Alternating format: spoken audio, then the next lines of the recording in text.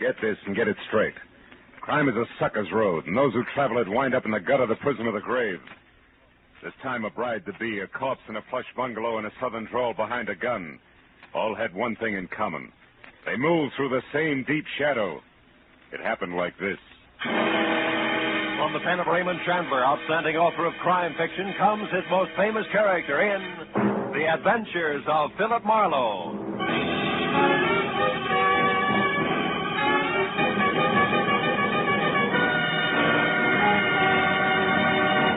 Now, with Gerald Moore starred as Philip Marlowe, we bring you tonight's exciting story, The Deep Shadow.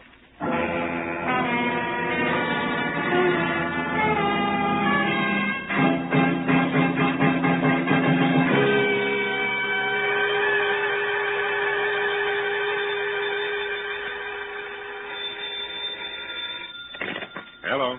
Mr. Philip Marlowe, please. This is Marlowe. Oh, my name is Harbury Kettering, and I'm to be married in 4 hours at 9 sharp. Oh, congratulations. I hope you'll be very happy. But my bride is gone. Disappeared. I need your help. Now, look, if you've been left waiting at the altar, I can't... But no, it's nothing like that. She's in trouble, Mr. Marlowe, I'm sure. No? Shirley loves me. Now, I'll pay anything you say, 200, 300, anything. Only get out here fast, please. Now, wait a minute. Where is here? 3840 Sunswept Drive. It's in Studio City, just across the hills from Hollywood. 3840. Take the Laurel Canyon. Well, now, look, Mr. Kettering... Please, Mr. Marlowe, please. Okay. All right, Mr. Kettering, I'll see you.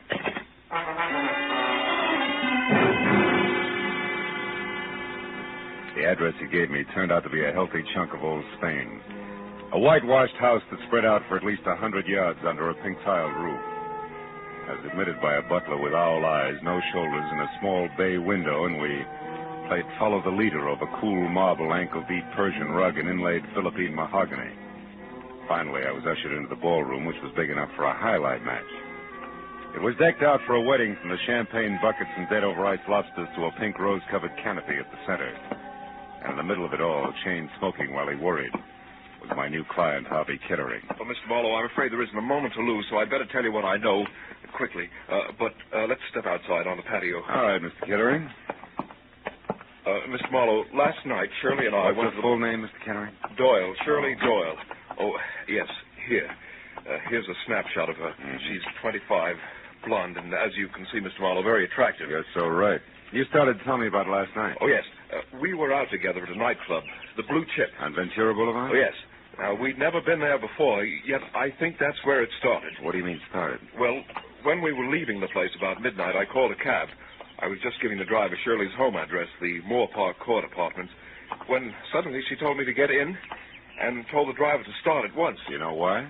No, I thought perhaps she'd seen somebody coming from the club. But when I asked her about it, she said it was just her nerves, since tomorrow is her wedding day. I see. Then today she was supposed to call, but she didn't. At 2, I called her. Talk to her? No, she was gone. But I talked to the daymaid.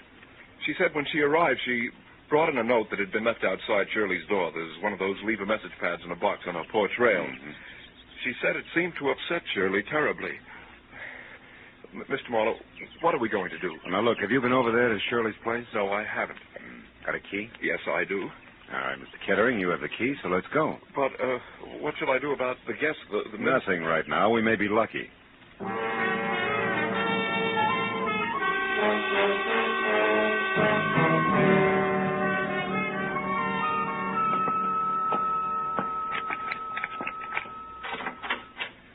There are only 3 rooms, Mr. Marlowe.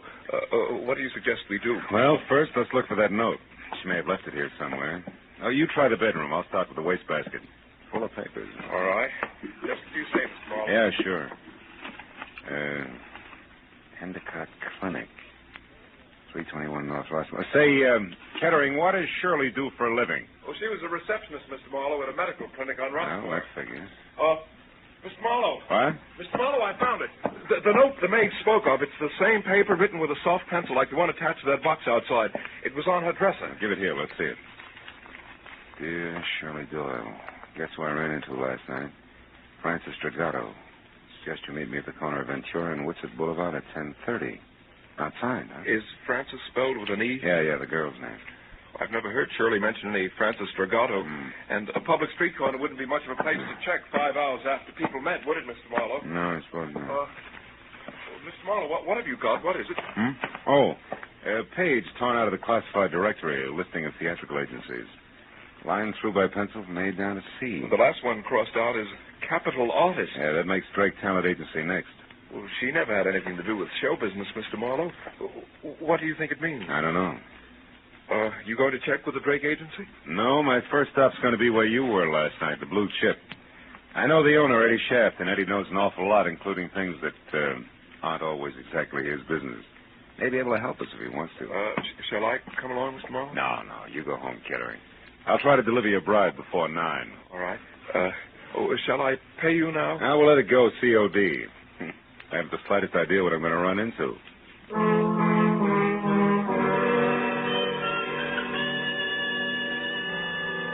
The snapshot of Shirley Doyle my client had given me reminded me of the kid you went to school with. You know, she had the kind of well-scrubbed look you knew was quick to smile, but I knew that she could be in a lot of trouble if she was tied in at all with the dapper Eddie Shaft.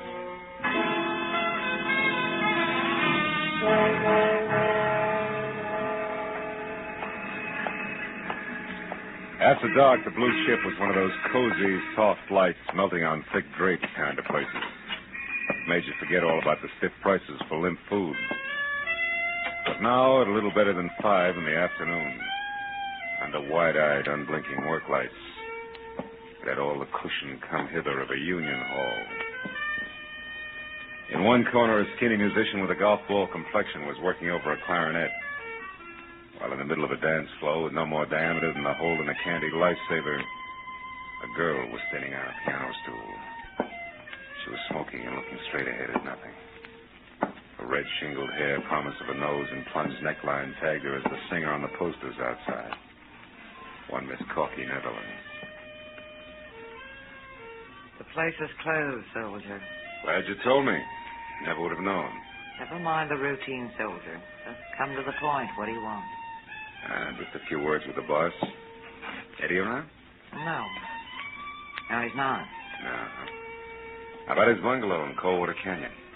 You mean it hasn't hit the papers yet? What's the connection between Eddie and the headline? Soldier, Eddie was stabbed to death sometime this morning. You've got to be kidding. Sometime between 9 and 11, the cops say. Well, so long. Hey, wait a minute, Corky. You have any idea who did it? No. Except that maybe it was a dame. Any description on it? The law isn't gabby about things, soldier, believe me. If you don't, try Eddie's bungalow yourself and find out.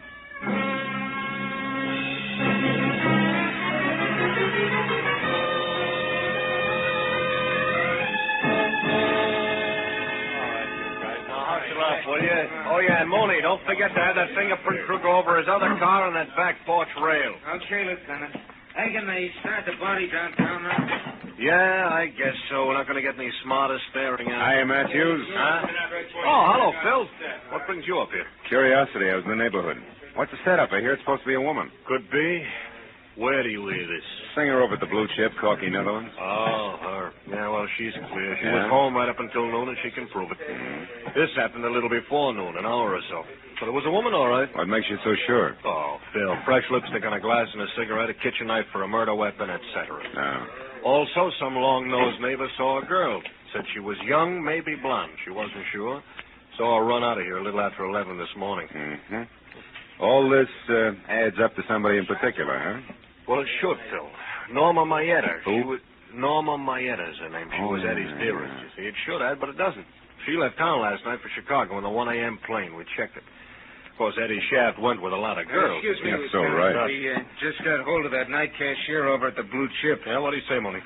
Shaft took $50,000 in small bills out of the office safe last night. Oh, what time? About 2 a.m. Had it in a large manila envelope. Yeah. Nothing even close to manila envelopes turned up here, has it? No, Lieutenant, but that gives us another angle to shoot at. All right, Mooney, pass the word to the boys. Okay, Lieutenant. Look, Mono, just a passing thought. What? You sure you're just curious? You sure you don't want to play 1 and 1 makes 2 with me? Yeah, I'm sure, Lieutenant. Well, look, I'll see you. I'll give you a call No, if I... Huh? Wait a minute. Yeah? Look, I know all about your professional ethics, relations between client and private detective. We Yeah. won't go into that. We're going to go into something else very briefly, Phil.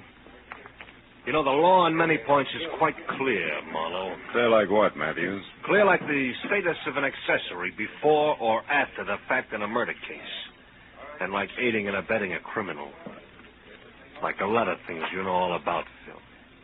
Keep them in mind, will you? Okay, Matthews. Yeah, I'll see you.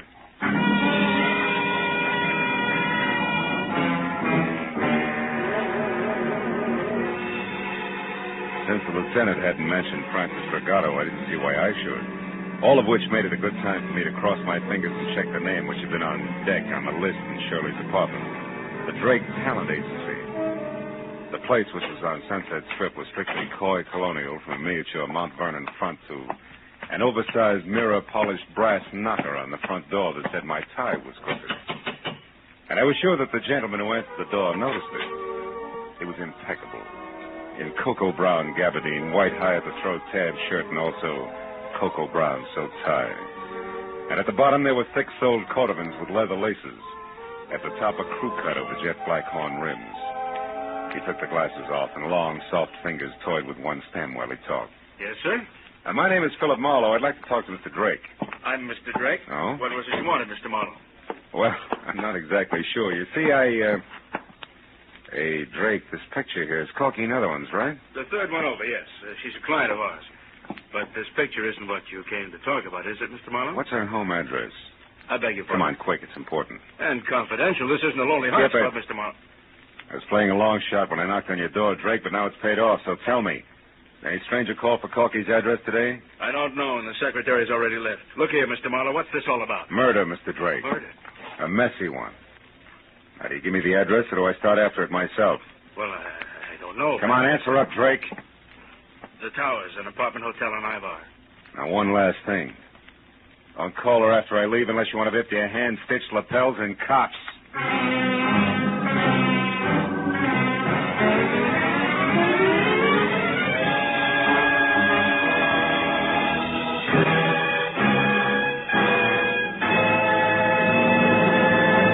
In just a moment, the second act of Philip Marlowe. But first, you might think that after several years with Gracie Ellen, George Burns had seen everything, done everything, been everything. But this Wednesday night, you'll find George in a brand new role, that of a Floradora girl, with costume and complications by Gracie Ellen. The Burns and Allen show is heard every Wednesday on most of these same CBS stations, along with the Bing Crosby Show and the Groucho Marx program. Now, with our star, Gerald Moore, we return to the second act of Philip Marlowe and tonight's story, The Deep Shadow.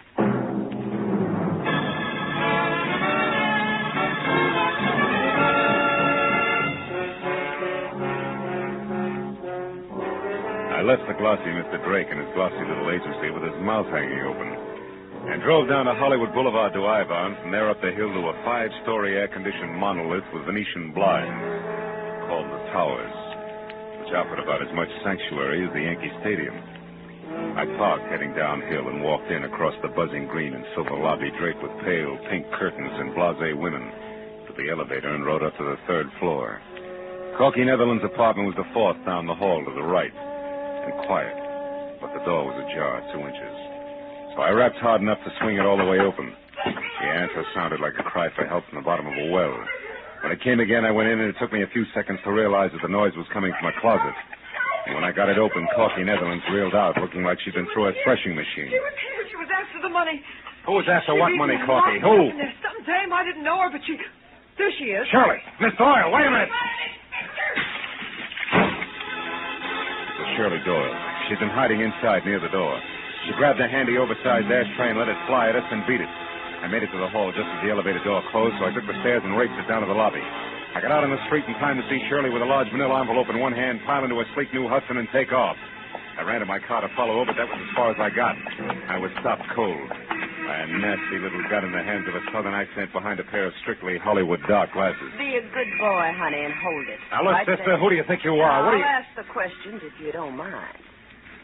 Why are you in such a fuss over the girl who just made off? I was trying to get her out of a jam, believe it or not. Well, now, isn't that the darndest coincidence you ever saw? So am I. Only you want to catch her, and I want her to get away. I guess that's life, isn't it, honey? Yeah, in the raw. You said it. We got big business together, her and me. And it sure don't include you. Just a minute. This ad's like you could be Francis Dragato. Francis who? Dragato. Me? Yeah. Oh, that name's much too fancy for the likes of me, honey. I reckon we can break it up now. So why don't you just give me the keys there in your hand?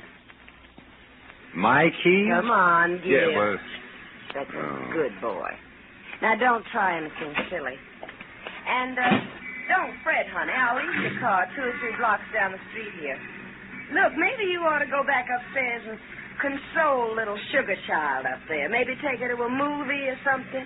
You know, to cool her off. Well, that's a nice, fresh thought. I'm loaded with Yeah, them. you're Try loaded. me again sometime. So long. Dames. Someday I'm going to get a case where there's no dames connected. Either directly or indirectly. Parking my car 3 blocks away, that's fine. Just fine. Hey, going up.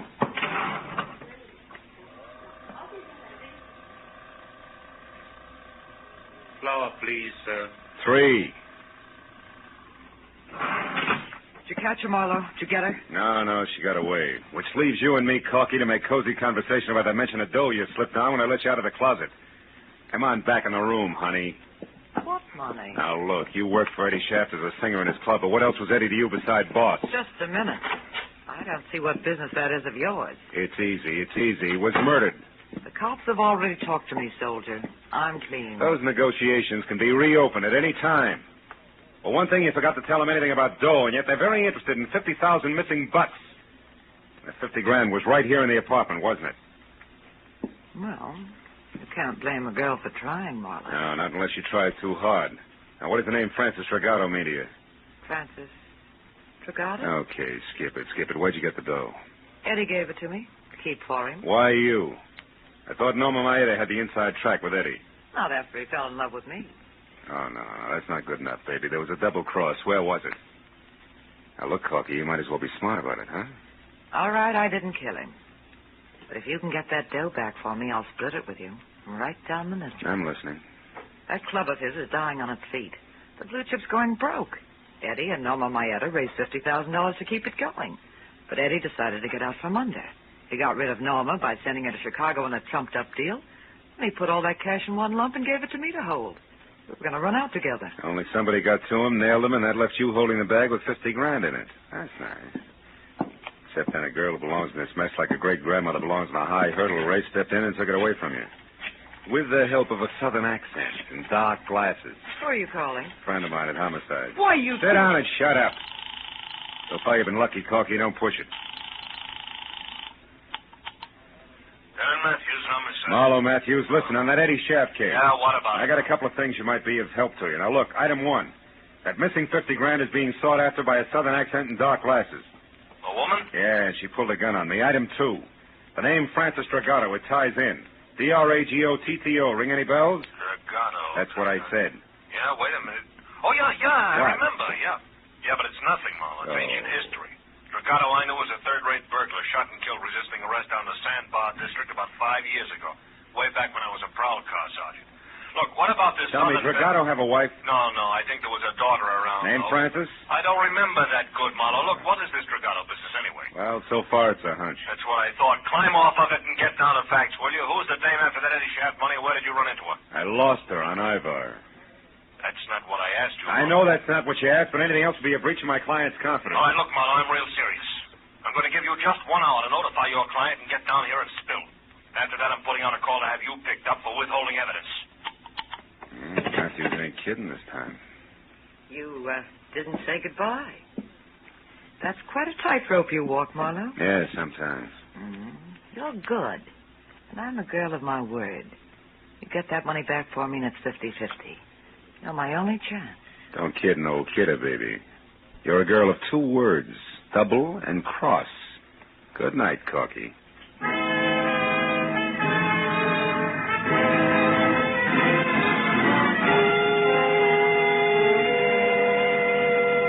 Well, I found my car all right, a half a block from Sunset Boulevard. It took 20 minutes to get from there to the Sandbar district. It was downhill all the way. It was a neighborhood squeezed and cramped in by a solid wall of massive factories, and as festered as the bottom of a bent garbage can. At the corner of River Street and 3rd, I found the house. 3 sagging, rotten stories of tenement that squatted in the eternal shadow of a huge gas tank like a sick, dirty old man. The proud, gleaming giant of City Hall was only 7 blocks away. Might just as well have been 70 miles. I went up to the door and knocked, and finally it inched open, just far enough for a face the color of dishwater to peek out. She hissed at me for a minute through the gap where her front teeth should have been, and then told me she was Ma Hargis, the manager, motioned me inside. The living room looked like something swept out the back door of a down-at-the-heel museum. So, you want to know about the Dragotas, huh? Yeah, they lived here, didn't they? Maybe, maybe not. Cops got the old man about 5 years ago? Possible. What became of his daughter? Where's Francis Dragato? Why? What are you being so cagey about, Ma? Because the bird that asks questions has got an angle, always. The one who knows the answer has got a price, huh? Always. Okay, how far will a couple of bucks go? From here to the door. $2 won't even buy a buzz on beer these days. All right, we'll make it 5. Here. Oh, that's better. Well, Dirk Dragoto and his kid Francis had the 2nd floor here for 15 years. His wife died of TB first year they was here. Oh, she was a smart one, that Francis. Had a hit on her. She always said she was going to get off the sandbar someday and be somebody. Oh, I told her she'd never make it. It's too far, mister. Kids down here get dirty. And it's the kind of dirt you can't wipe off. It gets inside of mine, no. Yeah. Tell me, what happened to her? I don't know. When her old man got it, she left and I never seen her again, not to this day. Probably left town and wound up working the gin mills in some other place. Is that the $5 worth? Huh? Well, you bought sight unseen, Sonny. Tell me, you got a picture of her? Yeah. As a matter of fact, I have. Good. She was 17 at the time. It's kind of fuzzy, but you can see... Hey, wait a minute, Ma. Are you sure this is Francis Dragato? Say, she lived in this dump for 15 years. I'm sure I know. She looks like somebody else. Girl who was supposed to get married tonight. I got another picture of Francis here someplace. Wait a minute now, a better one. Let me see now. Yeah, here it is. This was took down on Olivera Street, one of them stands. Oh, that's her best friend there with her, Norma Maeta. Norma Maeta? Norma was a tough little egg. Folks drank all the time and let Norma run wild. Oh, fine. Francis Dragato and Norma Maeta, friends. Now, say, them two was quite a team. I'll bet. I always wanted to do something for them girls, but what can you ever do in a hole like this for anybody? You've just done it, Ma. Here's 5 more. Buy yourself another light bulb. Throw a party with the change. So long.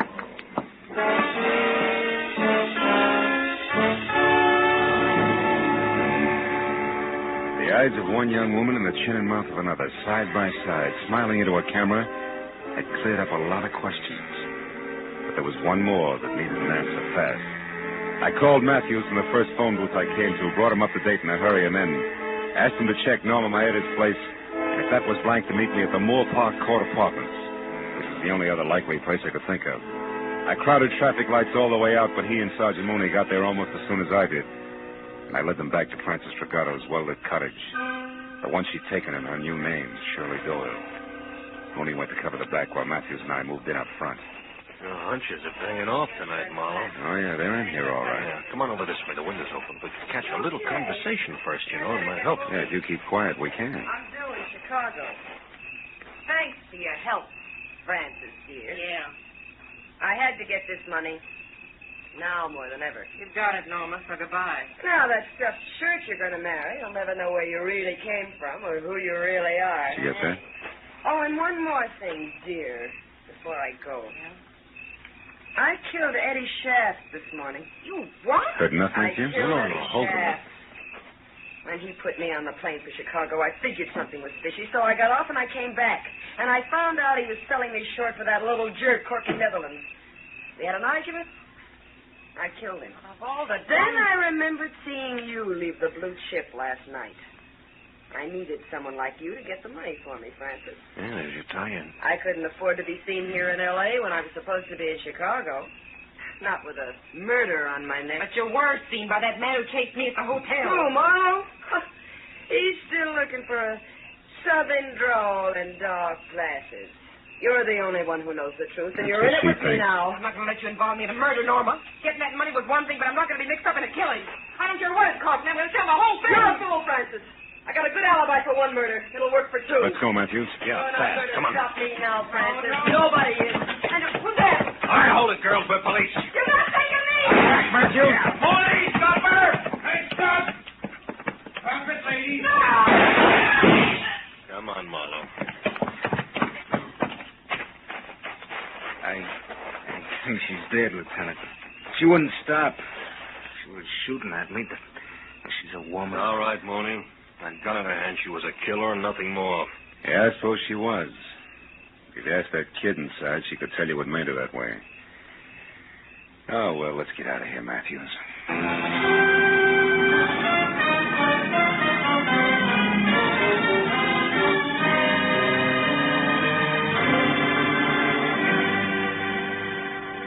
I can't thank you enough, Mr. Marlowe, for bringing Shirley, that is Francis, back to me safely. Oh, believe me, Mr. Kettering, it was a real pleasure. And you, Lieutenant Matthews, for your cooperation on withholding the publicity aspects of this horrible No, thing. no, it's okay, Mr. Kettering. Glad to help out. We're going to be married, you know, right away.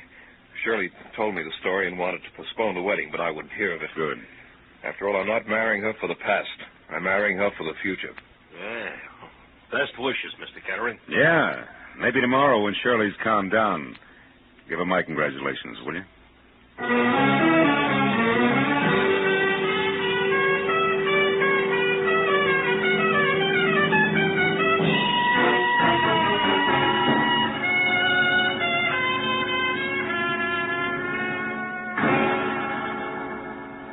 Well, after a long cup of coffee and a lot of conversation about people with Matthews, I finally got in my car and headed home to my apartment on Franklin Avenue, which isn't the best street in town, but it is lined with palm trees instead of garbage cans.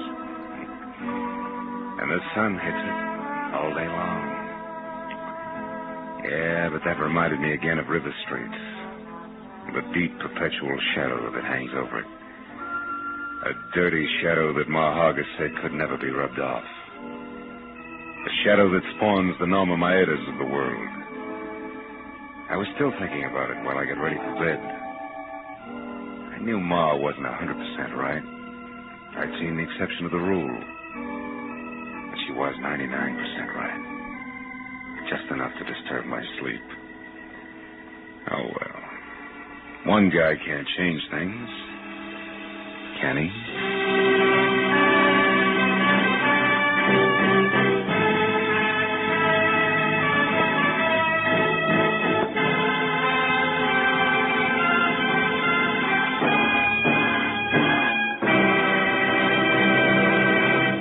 The Adventures of Philip Marlowe, bringing you Raymond Chandler's most famous character, star Gerald Moore, are produced and directed by Norman MacDonald and are written for radio by Robert Mitchell and Gene Levitt. Gerald Moore may currently be seen starring in Republic's The Blonde Bandit. Featured in tonight's cast were Lillian Bayef, Joan Banks, Verna Felton, Yvonne Patey, Jeff Corey, Jack Crucian, and Tom Holland. Detective Lieutenant Matthews is played by Larry Dobkin. The special music is composed and conducted by Richard Arant.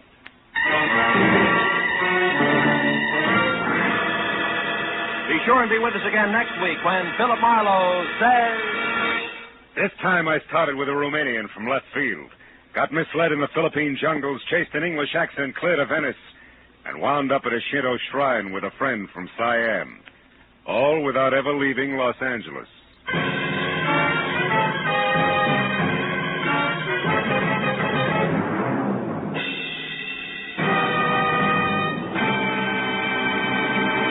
Dr. Christian, the kindly physician of Rivers End, has a most unusual case placed in his hands this Wednesday night on CBS.